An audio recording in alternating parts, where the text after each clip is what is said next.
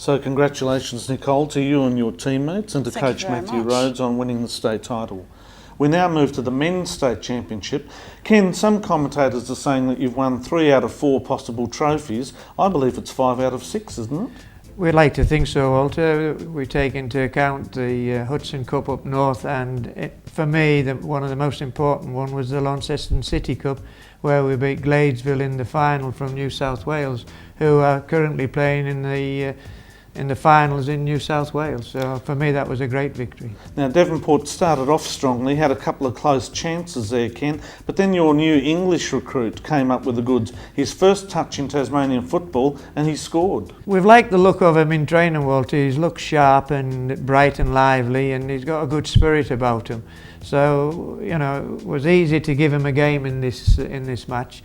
And as you rightly say, he's come up with a great goal there. He's in the right place at the right time to finish it off, and he plants it in well. And he went on to score another goal and to make your third goal. I thought the second goal, in which he made when he went past Snowy Compane on the outside, was a bit of class, and the cross-in was passed in. It wasn't just smashed across the goal, and Billy Guest got on the end of it. It was what I'd call a teasing cross. Yeah, it was just there, wasn't it? Edge of the 6-yard box. It had good pace on it as well. Yeah, the keeper didn't know what to do. It was just a bit too far out for him, and that enabled Gasparinatas to knock it home. Yeah.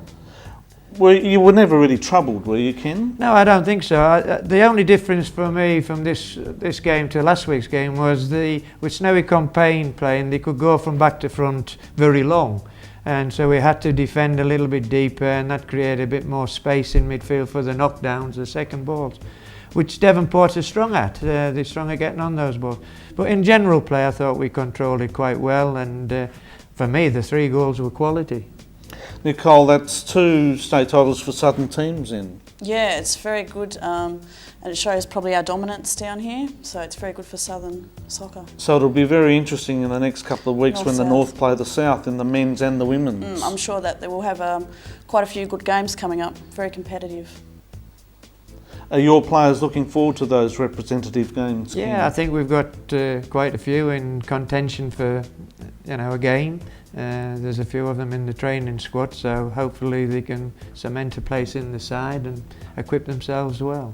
These games would have done us well, our players well, Walter, because they were a little bit more physical than normal.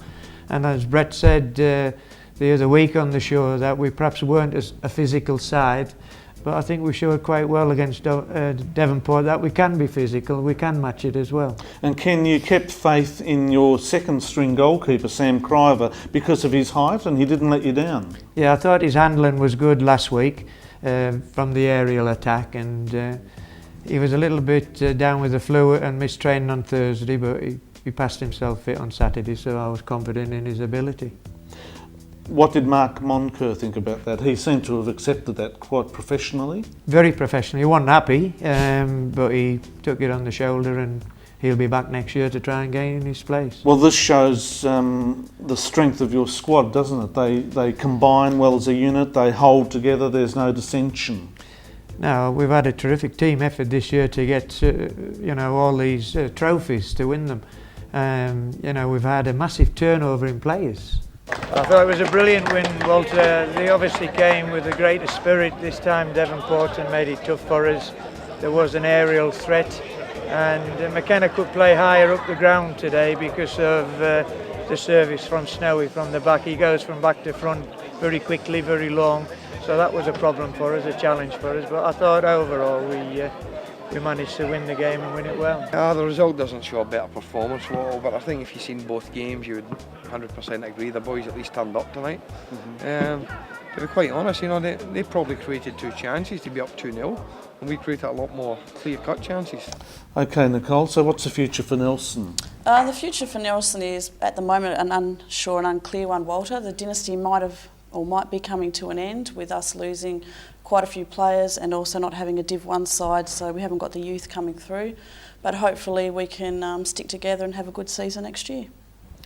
And Ken, congratulations once again on your trophy successes this year. You really are the special one. Thank you, when it Walter. comes to coaches in Tasmania. What's the future of this squad?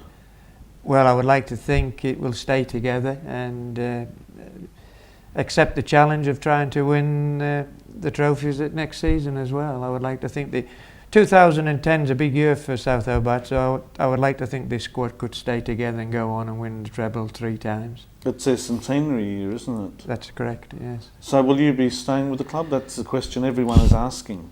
The decision will be made on that within the next few days. I've been very happy with my time at South Hobart, and obviously the soccer school's going very well, so I'll make a decision in the next couple of days. Well, that wraps up our show for this evening. Thank you, Ken Morton, my co-host, for coming along. Thank you, Walter. And thank you to our special guest, Nicole Hale from Nelson Eastern Suburbs. Thanks, Nicole. Thank you, Walter. We'll wind up now with some footage from the New South Wales Apex Fashion Awards.